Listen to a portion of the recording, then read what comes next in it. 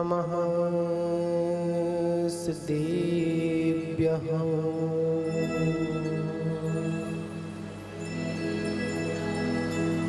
ॐ नमः सिद्धेभ्यः।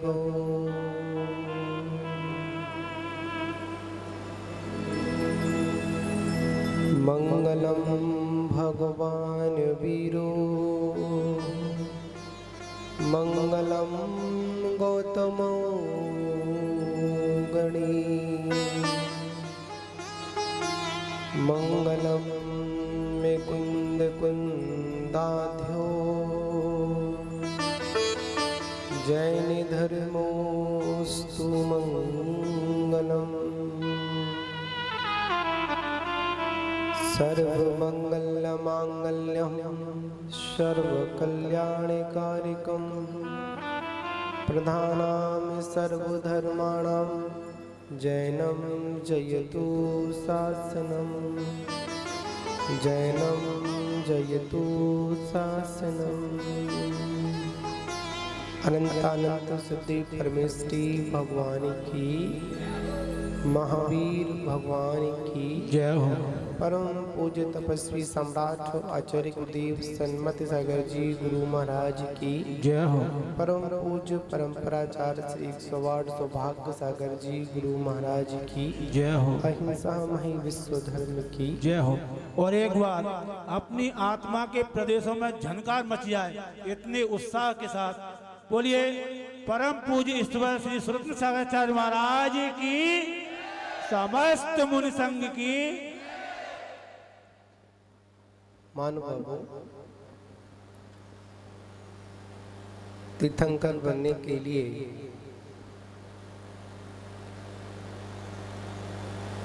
तो वो तीर्थंकर कैसे बने और उन तीर्थंकर बनने के लिए अगर हमारी भावना है तो हम तीर्थंकर कैसे बने, इन सारी बातों का ध्यान भी रखना पड़ेगा। और जो बातें बताई हैं, जैसी जैसी बताई हैं वैसी वैसी माननी भी पड़ेगी। हम लोगों के अंदर एक आदत है, हम जानना तो चाहते हैं पर मानना नहीं चाहते। हम प्राप्त करना तो चाहते हैं पर करना धरना कुछ नहीं चाहते।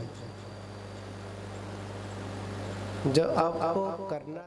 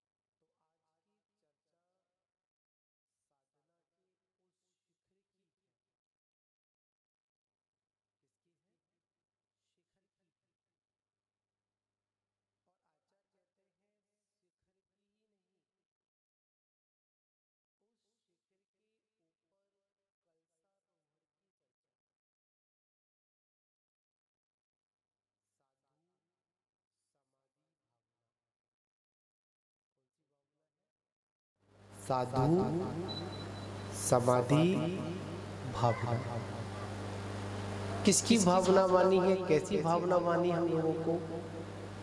समाधि किसकी हो बताओ? साधु की, आप लोगों की नहीं हो।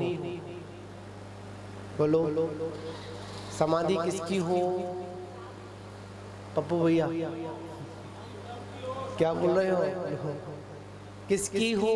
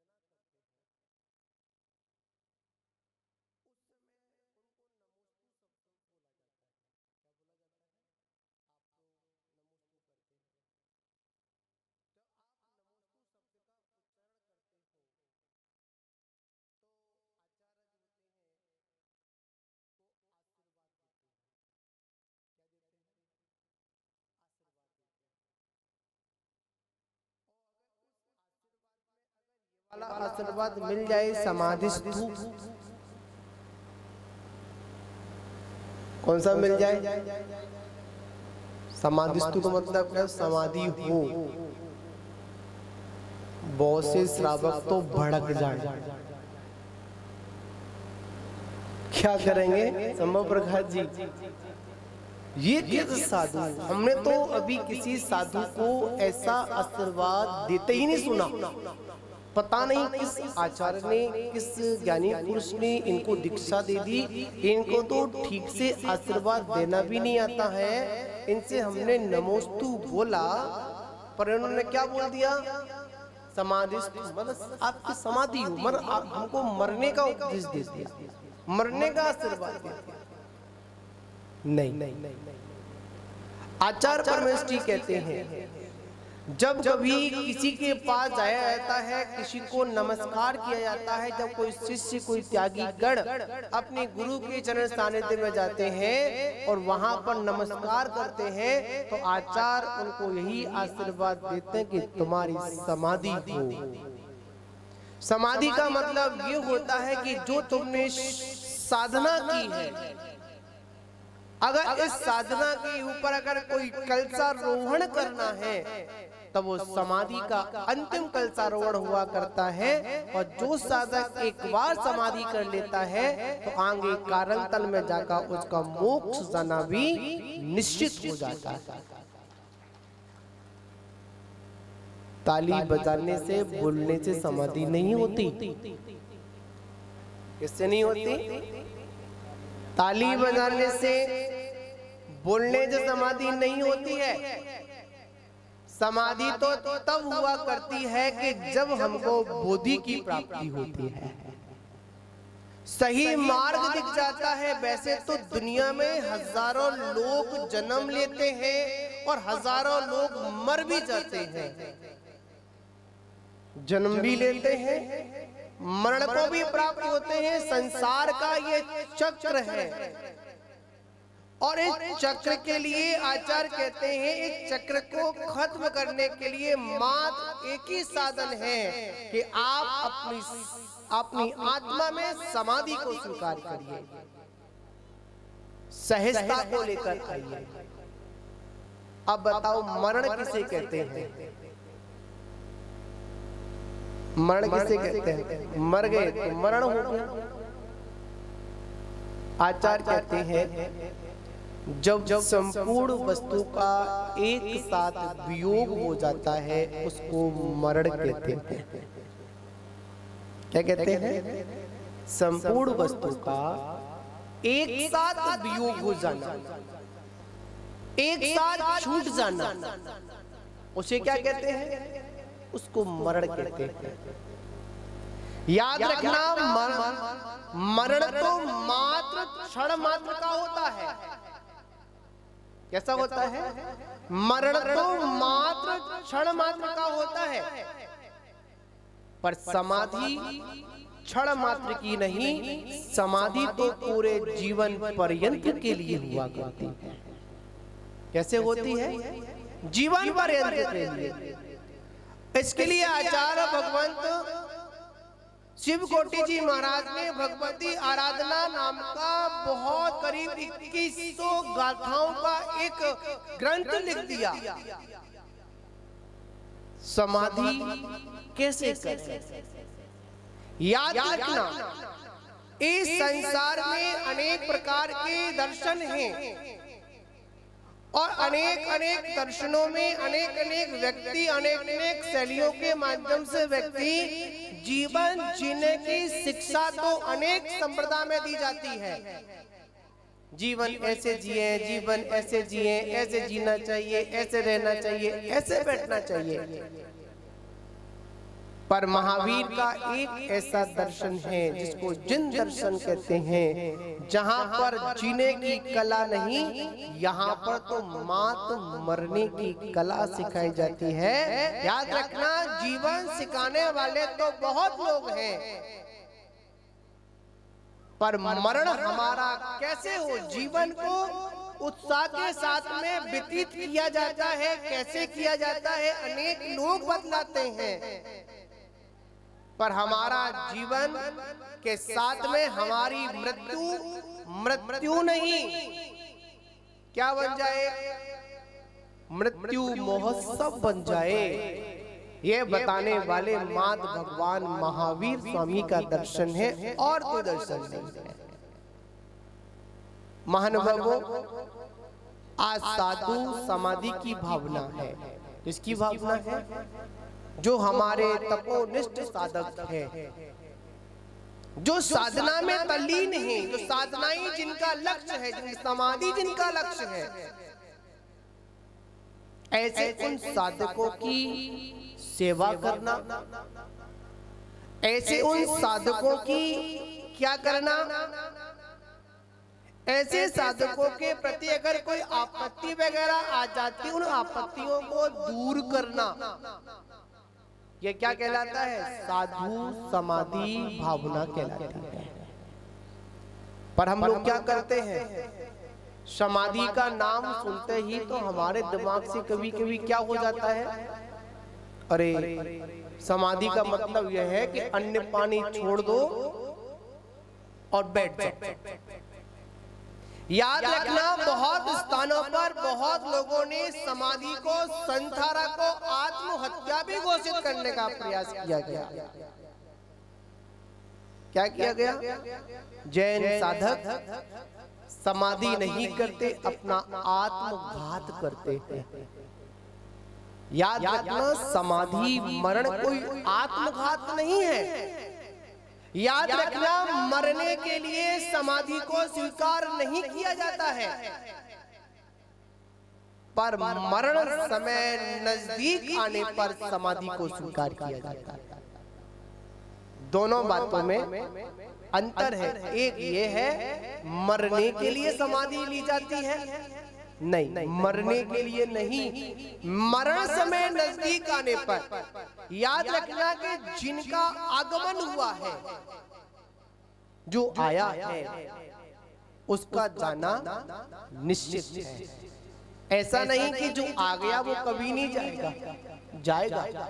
हमारे तीर्थंकर परमात्मा को भी इस संसार से अंतिम विदाई के रूप में कहा जाता है कि उनका निर्वाण महामहोत्सव होता है, जिसको महासमाधि कहते हैं, इसको पंडित मरण कहते हैं।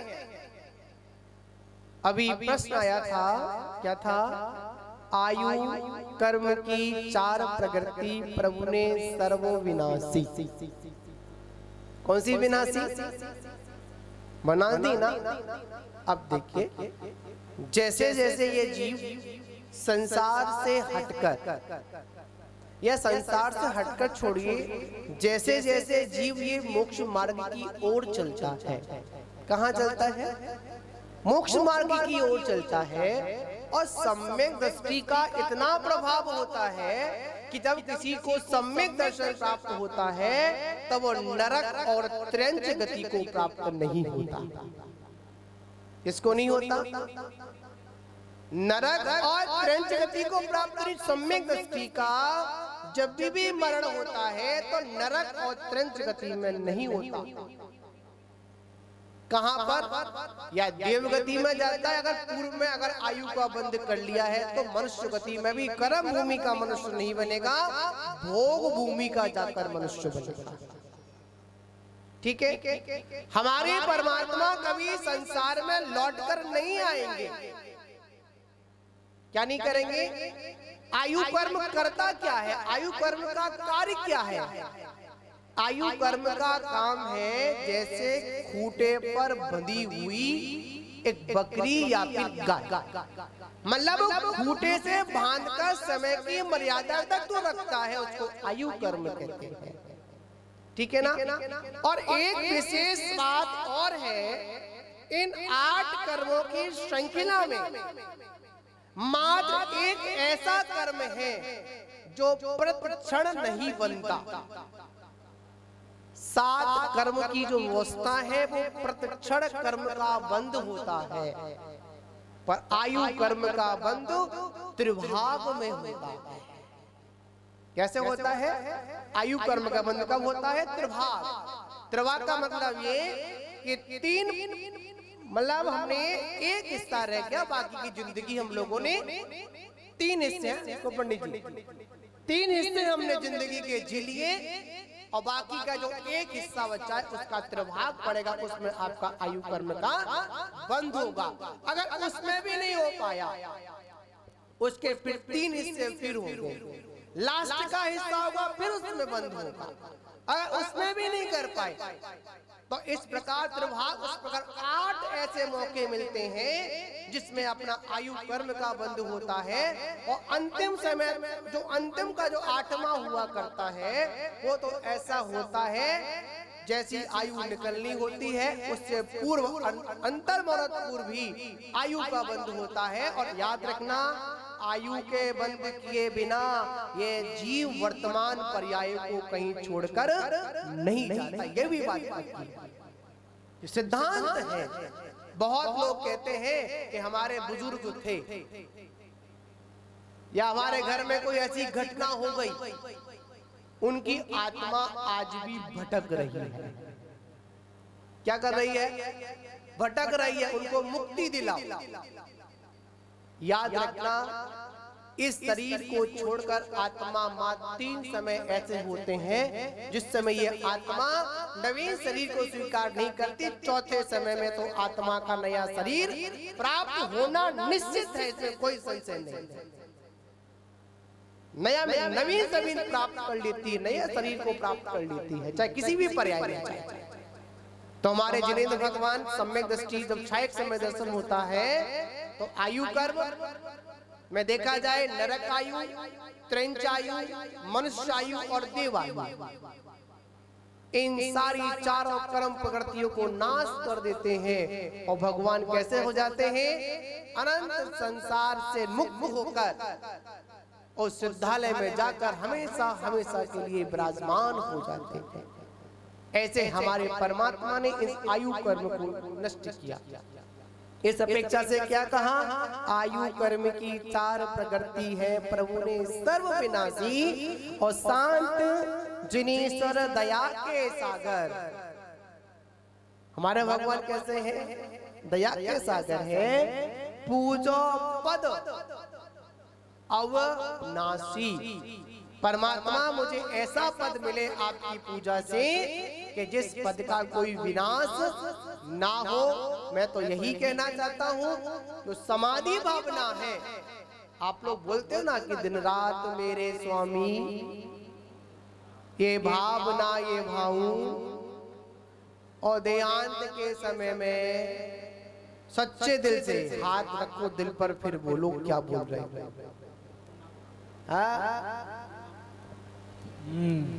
कि ऑक्सीजन को ना भूल पाओ कि 2 सिलेंडर और मिल जाए, ऑक्सीजन नहीं भूल 2 दिन चल जाऊंगा, पैसा ना भूल जाऊं, परिवार ना भूल जाऊं। और मैं तो आप लोगों से एक बात कहना चाहता हूं, जब आपको डॉक्टर बिल्कुल मना कर दे, और डॉक्टर तो बोल देते लक्षण भी कुछ ऐसे होते हैं इसमें अपन पहचान कर लेते हैं। हमारी भगवती आराधना में मरण कंटिका आदि ग्रंथ में ऐसे ऐसे संकेत बताए गए हैं, जिन संकेतों के माध्यम से हम पता लगा सकते हैं कि यह जीव कितने घंटे का और मेहमान है। बता दूं मैं आपको, मैंने भगवती आराधना में पढ़ा, अगर किसी की आंखें एकदम चलायमान होती हैं, चलती हैं, जो पुतलियां जो होती चलती हैं, इधर उधर मूवमेंट करती हैं, अगर ये पूरी स्थिर हो जाएं, 7 घंटे पहले इस आंखों की जो स्थिति होती है एक पत्थर के समान हो जाती, रुक जाती है। कितने घंटे पहले? 7 घंटे पहले उस व्यक्ति की आंखें रुक जाती हैं। जो हमारे आचार्य गण हुआ करते हैं, जो हमारे ज्ञानी पुरुष हुआ करते हैं, वो उसको देख लेते हैं और देखने के बाद पता लगा लेते हैं इस व्यक्ति की अब ज्यादा उम्र नहीं है, मात्र 7 घंटे का मेहमान है। अपने शिष्य को संबोधन देते हैं। और याद रखना, मृत्यु के निकट आने पर कभी भी साधक कभी घबराता नहीं है। और हम लोग क्या करते हैं? अच्छा बताओ, अगर आपको बुखार आ जाए तो आप लोग क्या करोगे? उस डॉक्टर को बुलाओ, इसको बुलाओ, इसको बुलाओ, ऐसा करो, वैसा करो।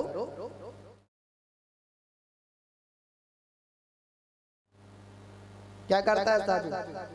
पता ही नहीं, क्योंकि आप लोग सानिध्य में बैठते नहीं हो, क्या पता होगा? ग्रंथ तो पढ़ते नहीं हो आप लोग, समय ही नहीं है आपके पास। हाँ, क्या करते हैं?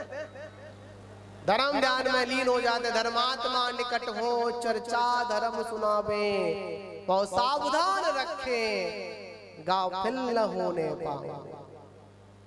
बड़ी महत्वपूर्ण चर्चा हुआ करती है। उस समय जैसे ही साधु का स्वास्थ्य बिगड़ता है तो साधु सबसे पहले अपनी समाधि की तैयारी में लग जाता है।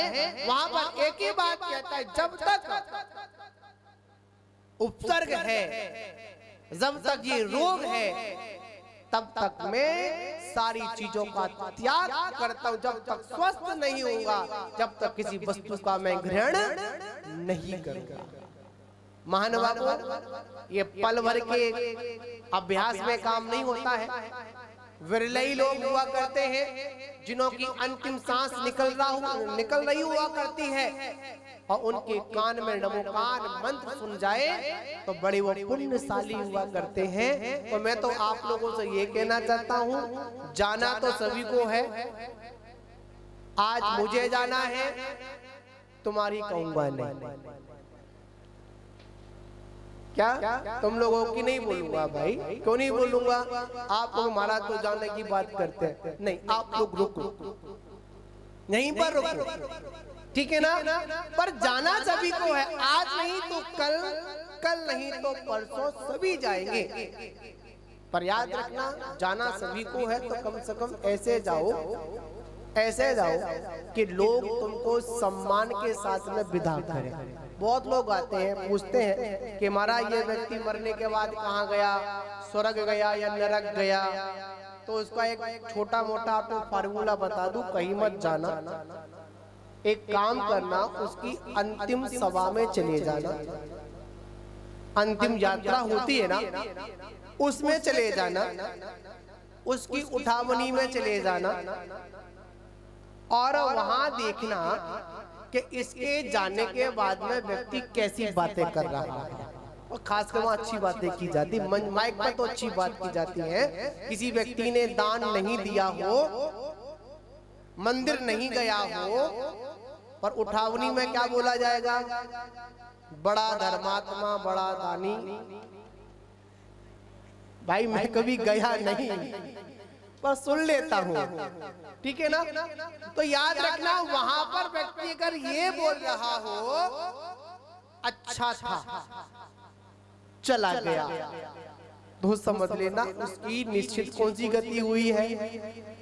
नहीं बोलूंगा कौन सी हुई है, निश्चित उसकी नीचे गति हुई है। अगर उसके जाने के बाद कोई व्यक्ति ये बोले, भला व्यक्ति था, कुछ दिन और रहना था, धर्मात्मा था, तो याद रखना उस व्यक्ति की गति नीची नहीं, उस व्यक्ति की गति कैसी हुई है? ऊंची हुई है। तो महान बाबू, हम सभी लोग समाधि को स्वीकार करें। क्या स्वीकार करें? समाधि को स्वीकार करें। अपने मन में धारणा बैठा लें कि जब भी मेरी अंतिम समय निकले, मेरा समाधि मरण हो तो कहां पर हो? किसी गुरु के चरणों में हो, किसी त्यागी के चरणों में हो, और जहां तक कुछ ना हो तो कम से कम जब मेरे प्राण निकले तो कम से कम नमोकार मंत्र तो मेरे कान में सुनाई पड़ जाए, तो समझ लेना कि आपका जीवन सार्थक हो सकता है। तो महानुभावों, आज जन्माष्टमी भी है। कौन सी अष्टमी है? जन्माष्टमी भी है। और जन्माष्टमी में देखा जाए तो वह नारायण श्री कृष्ण का क्या है? आज जन्मोत्सव है। देखिए जीवन की विचित्रता देखिए। एक किसी गरीब व्यक्ति के घर में कोई बालक होता है ना, तो एक कोई ना कोई थाली बजाने वाला भी तो होता है। क्या होता है? थाली बजाने वाला भी होता है। और जब कोई व्यक्ति संसार से विदा होता है तो कोई व्यक्ति रोने वाला भी होता है। पर नारायण श्री कृष्ण ने संसार की नश्वरता को दिखाते हुए बतला दिया कि जब जन्म हुआ तो कहां पर हुआ, जेल में हुआ, तो कोई वहां पर गीत गाने वाला नहीं था। जब मरण हुआ तो वहां पर कोई रोने वाला नहीं था। ये जिए संसार की नश्वरता का रोने जाते जाते और इस संसार में आते आते हमको दिग्दर्शन करा दिया। तो महान बाबू वो भी कहते हैं संसार में कोई किसी का नहीं है, ना कोई आता है और ना कोई साथ में जाता है, सभी को अकेले अकेले अपनी यात्रा करनी पड़ती है। तो आज भी साधु समाधि भावना भी यही कहती है कि आप किसी का सहारा ना लेकर क्या करें, आप स्वयं अपने समाधि का संकल्प करें और समाधि की भावना भाएं। क्या भावना भाएं कि भगवान वो दिन आए कि मैं भी हाथ में पीछे कमंडल लेकर क्या करूं, अपना समाधि मरण करूं। और एक नहीं दो नहीं, याद रखना कितना बड़ा काम होता है। एक समाधि को कराने के लिए कितने मुनिराज होते हैं, अधिक मतलब 48 मुनिराज हुआ करते हैं एक समाधि को सफल कराने के लिए। और कम से कम 2 मुनिराजों का उपस्थित होना तो अनिवार्य हुआ करता है। तो महान बाबू समाधि का दृश्य और समाधि का भाव कुछ ऐसा होता है जो विशुद्धि बढ़ाने वाला होता है।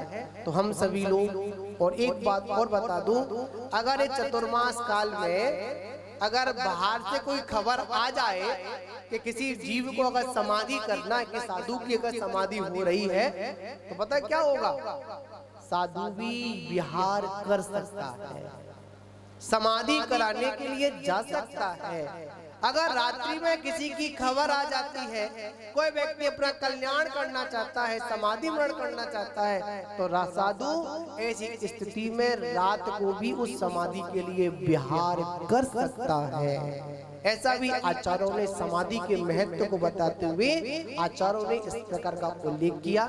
आज साधु समाधि भावना है। मैं तो यही कहूंगा, पहले तो अपनी भावना भाऊंगा, हे परमात्मा जब भी समाधि हो तो आपके चरणों में हो, गुरु के चरणों में हो, धर्मात्मा के चरणों में हो, और आपकी आप जानो आपकी कहाँ हो। ठीक है ना। इसी के साथ विराम। जय बोलो महावीर भगवान की।